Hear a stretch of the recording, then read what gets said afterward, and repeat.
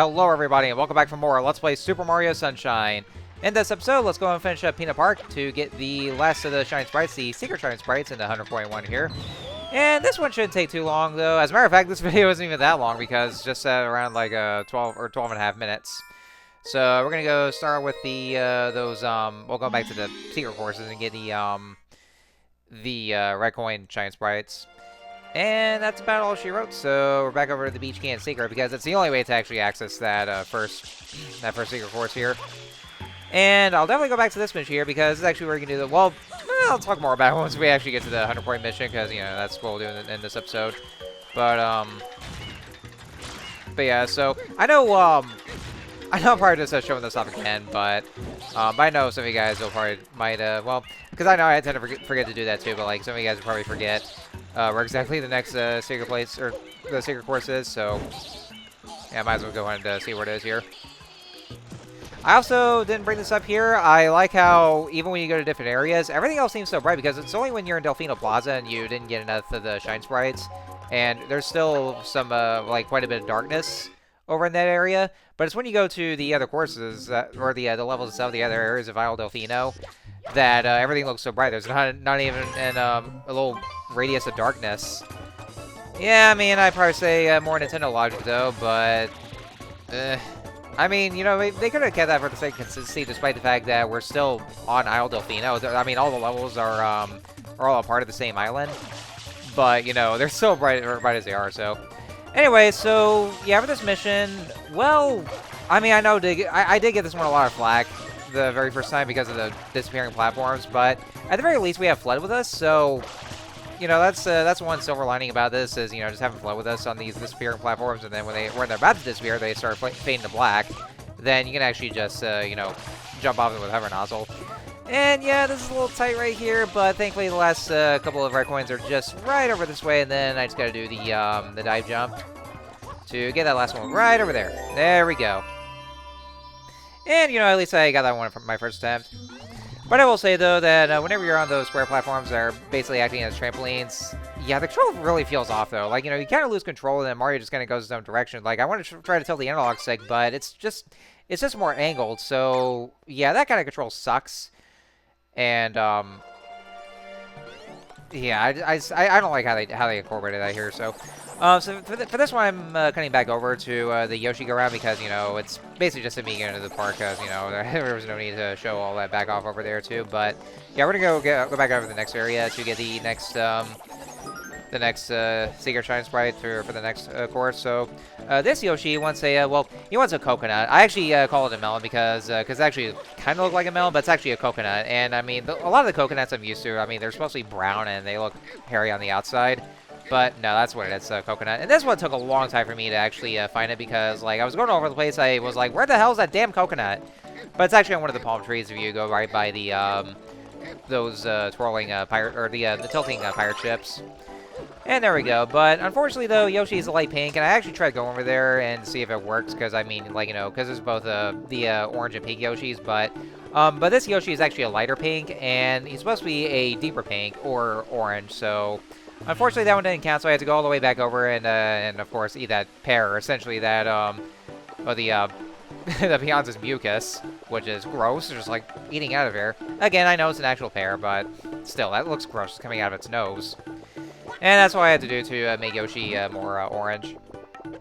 Actually, you know what? When I brought up Pop Leo and how it creates bubble snots out of its nose, there actually is another Pokemon like that, Cubchoo.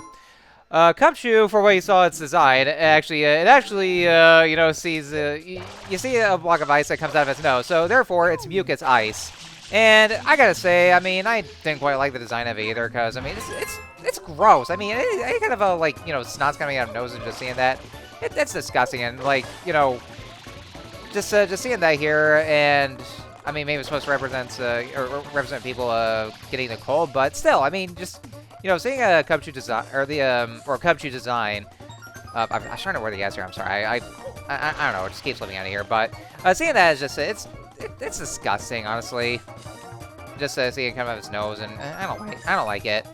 And I don't know how much better its evolution Beartick is. A little better though. I mean, it's actually well, essentially frozen drool coming out of its mouth too. So I mean, at least it's not snot though, but still, I don't know what to make of it either. So, but anyways, this one, yeah, again, at least you're actually given 2 minutes for this here, which isn't too bad. I'll say that much. And you know, again, you have Fled with you for those moving square platforms. And I could have gone over to just use a hover nozzle, but I don't know if I even want to take any risks though. But oh god, okay, that was a close one.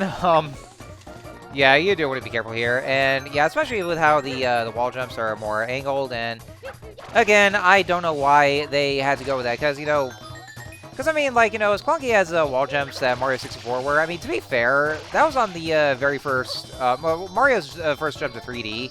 Was on Mario 64, and you know, at least you had a bit of control with Mario's wall jumps in that game, even though it takes a while for him to actually get it to work though. But here in this game, they actually make it more angled. You don't have as much control over this one, and that's, you know, talk about a step backwards for this one. I don't like that kind of choice here. Which again, considering how much better Galaxy is than this game, then you know they thankfully fixed the wall jumps so good. Where, you know, you have much better control with the wall jumps, and Mario can actually be able to function the wall jumps so much better here, in Galaxy, and yeah, that's why it's just so much better here too. All right, once again, there's our Shine Sprite, and yeah, make sure you don't get the shadow or the blue Shine Sprite, because you know that's one we already got. Because you know, I'm sure there's quite a few people that might have gotten that by accident, and yeah, that's one of the worst that could happen. So I mean, you know, you wanna be careful of that too.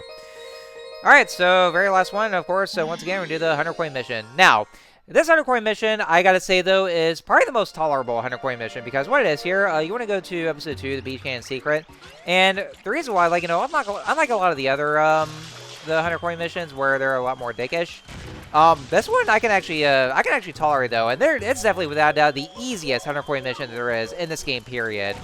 And the reason for that here is because, you know, you see a bunch of these bullet bills, and this is actually one saving grace about it too. So if I could actually get in the position of shooting on the bullet bills.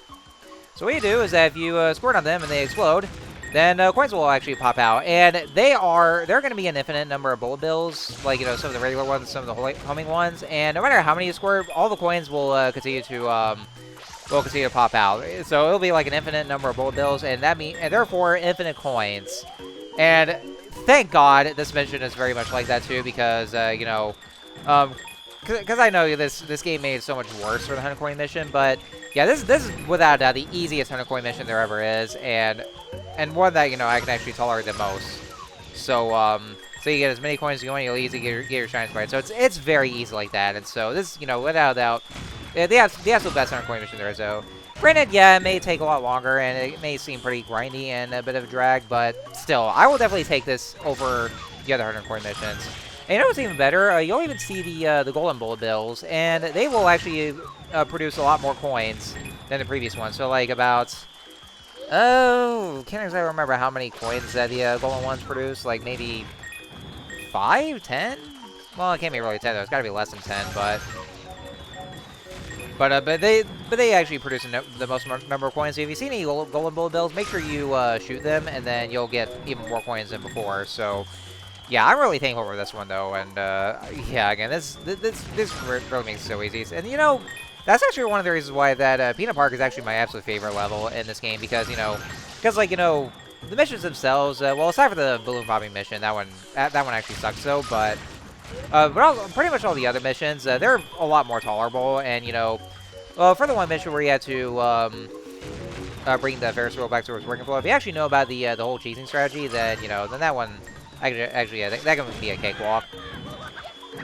Oh yes, by the way, folks, that's actually what Mario sounds like whenever he gets his ass on fire, or if he gets hit by a bullet bill. He sounds the most overdramatic he's ever been here.